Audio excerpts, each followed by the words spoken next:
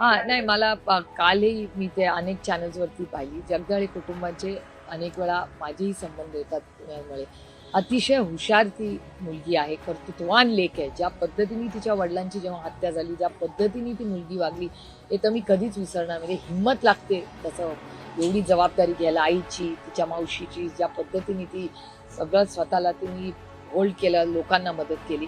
मला वाटतं आज सकाळी एक बातमी आली आहे की आता पुन्हा महाराष्ट्र सरकारला जाग आलेली आहे आणि तिच्या नोकरीचा निर्णय पुन्हा म्युन्सिपल कमिशनरला ऑर्डर आलेली आहे अशी आज सकाळीच बातमी झाली. कारण का माझंही पुन्हा म्युन्सिपल कमिशनरशी बोलणं झालं.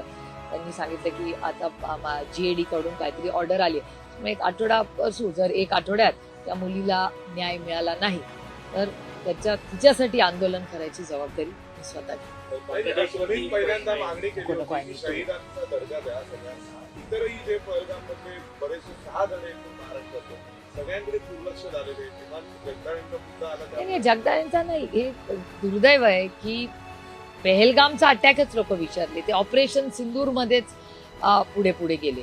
त्यामुळे नक्की त्या काळात त्या कुटुंबाचं दुःख किंवा त्यांच्यावर झालेला अन्याय अर्थातच असंवेदनशील पद्धतीने या सरकारने केलाय. पहिल्या आठवड्यातच या गोष्टी त्यांना व्हायला हव्या होत्या, न्याय मिळायला पाहिजे होता. गव्हर्नमेंट पक्ष फोडा, घरं फोडा, त्याच्यानंतर इलेक्शन, ह्याच्यात इतकं व्यस्त असतं किंवा त्यांच्या मंत्रालयात होणारे एवढे करप्शन चार्जेस, इश्यूज.